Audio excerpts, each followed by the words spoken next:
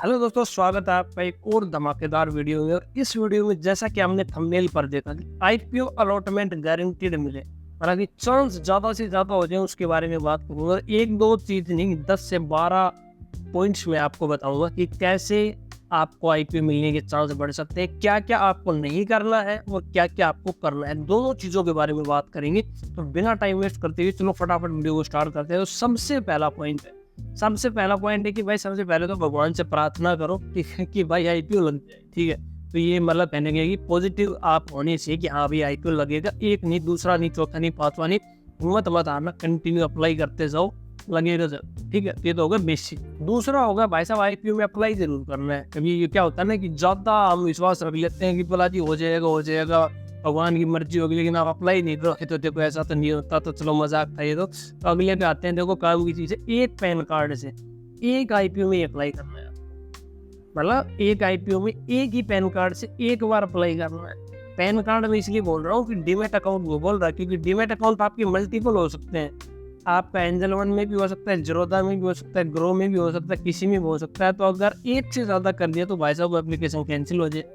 इसका विशेष ध्यान रखना, एक पैन कार्ड से एक ही बंदे, मतलब एक बार ही आपको अप्लाई करना है एक आईपीओ में। ठीक है, इसका विशेष ध्यान रखना, नहीं तो एप्लीकेशन कैंसिल हो जाएगी। ठीक है, नेक्स्ट अगर हम देखें यहाँ पे, तो आईपीओ में हायर प्राइस बैंड जो है ना वो आपको सेलेक्ट करना होता है।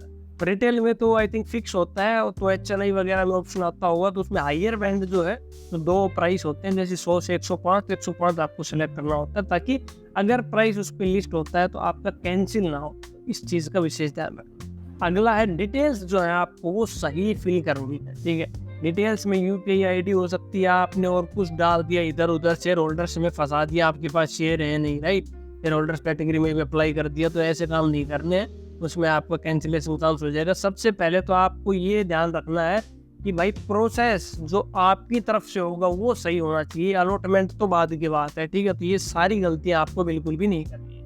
नंबर 6 है यूपीआई मैंडेट के लिए भाई साहब लास्ट टाइम पे जल्दी मत करना। ठीक है, मतलब कि अप्लाई करना ही है, जब पता है तो लास्ट डेट से एक दिन पहले कर दो, या फिर लास्ट डेट को सुबह ही कर दो 11-12 बजे। क्योंकि क्या होगा कि हो सकता है बैंकिंग वगैरह में कोई दिक्कत हो जाए, पेमेंट में इशू आ जाए, यूपीआई मैंडेट आने में दिक्कत हो जाए, या मैंडेट अप्रूवल आओ, बहुत सारी चीज़ें हो जाती हैं। तो इसलिए टाइम से अप्लाई करें। अगर आपका क्राइटेरिया मेट हो रहा है, आपको पता है अप्लाई करना है, तो लास्ट दिन की बजाय उससे पहले वाले दिन करें अगर सब कुछ ओके है।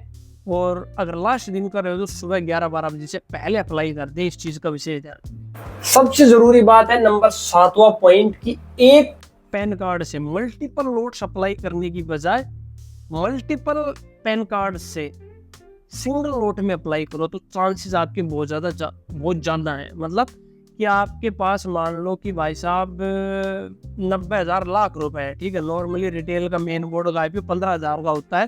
तो आप एक में 6-7 लोट खरीदने की बजाय आप 5-6 अलग अलग पैन कार्ड से अगर 6-7 लोट में अप्लाई करोगे तो आपके चांसेस बहुत ज़्यादा है। और इसके लिए क्या होना चाहिए, सबसे ज़रूरी चीज़, अपने सभी फैमिली मेम्बर्स का डीमैट अकाउंट खुलवाइए। चाहे बच्चा हो, चाहे 1 साल का हो, चाहे 5 साल का हो, चाहे आपके दादाजी हो, चाहे दादी दीदी हो, जिसका भी पैन कार्ड है, नहीं है तो बनवा लो और सबका डीमैट अकाउंट खुलवाओ और सब डीमैट अकाउंट से अप्लाई करो, तो चांसेस बहुत ज़्यादा है। अगर नहीं है तो डिस्क्रिप्शन में लिंक है, फ्री में जाओ फटाफट खुलवाओ। ये सबसे जेन्युइन तरीका है। जितने ज़्यादा अकाउंट से अप्लाई करोगे उतने ज़्यादा चांस है आपके आईपीओ लगने। ठीक है, तो ये काम जरूर करना है। उसके बाद देखो मोटा मोटी 3 कैटेगरी होती है, retail, small HNI, big HNI. तो सबसे ज़्यादा आपके चांस होते हैं रिटेल में। ठीक है, अगर ज़्यादा पैसा है आपके पास तो फिर बिग एचएनआई में, अगर ओवर सब्सक्रिप्शन जो है वो कम होता है तो बिग एचएनआई में आपके पास ज़्यादा ऑप्शन है, ज़्यादा चांस है कि आपका जो है वो आईपीओ में अलॉटमेंट हो सकता है। इसका कारण क्या है, क्योंकि देखो रिटेल में तो क्या होता है लॉटरी सिस्टम होता है, लेकिन स्मॉल एचएनआई और बिग एचएनआई में प्रोपोर्शन कैलकुलेट किया जाता है आपका, कि आप 10 लाख की बिड लगा रहे हो तो वहाँ पे 10 लाख में अब कितने लोगों ने ऐसे हैं जिन्होंने इतने लोट के लिए अप्लाई किया, उसके हिसाब से आपका नंबर आता है।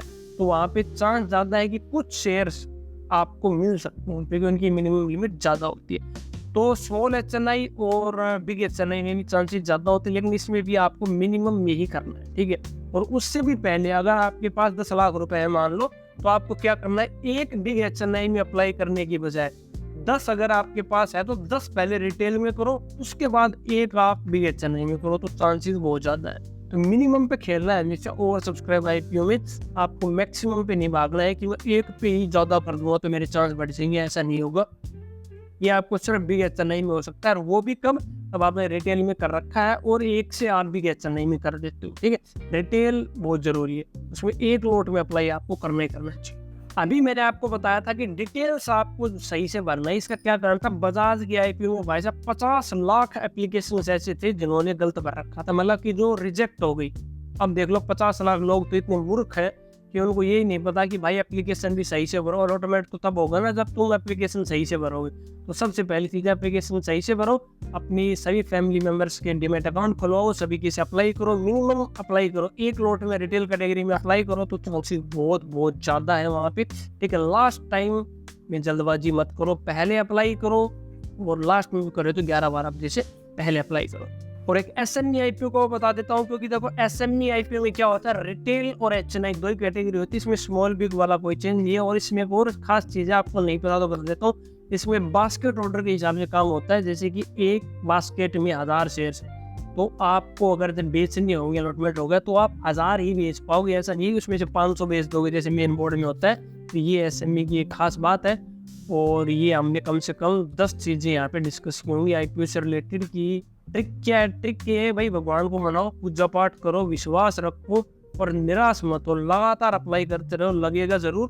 अपने सभी फैमिली मेंबर्स के डीमैट अकाउंट खुलाओ, डिस्क्रिप्शन में लिंक है, फ्री में जाओ फटाफट और अप्लाई करो, लगातार करते रहो। गलती मत करना, अप्लाई करते टाइम डिटेल्स अपनी सही से फिल करना, यूपीआई आईडी सही देना, बैंकिंग वगैरह है वो अच्छे से करना, पेमेंट सही करना, यूपीआई मैंडेट आएगा उसको अप्रूव करना, सारी चीज़ें टाइम पे करोगे तो बहुत ज़्यादा चांसेस है कि आपके आईपीओ लग सकता है। क्योंकि आने वाले टाइम में हज़ारों करोड़ के फेमस आईपीओ आने वाले हैं, जैसे हुंडई का हो गया, स्विगी का हो गया, बोट का हो गया, एनटीपीसी का हो गया, ओएनजीसी का हो गया, एचडीएफसी का हो गया, बहुत सारे खतरनाक आईपीओ आने वाले हैं। जाओ फटाफट अप्लाई करो। वीडियो कैसे लगी कमेंट्स में जरूर बताना, और जो भी आपके दोस्त आईपीओ में अप्लाई करते हैं उनके पास ये वीडियो जरूर शेयर कर देना। और आईपीओ और शेयर मार्केट से जुड़े ऐसे वीडियोज़ के लिए चैनल को सब्सक्राइब करके नोटिफिकेशन बेल दबा देना, ताकि कोई भी काम की वीडियो मिस नहीं। तो मिलते हैं अगली वीडियो में एक नए टॉपिक के साथ।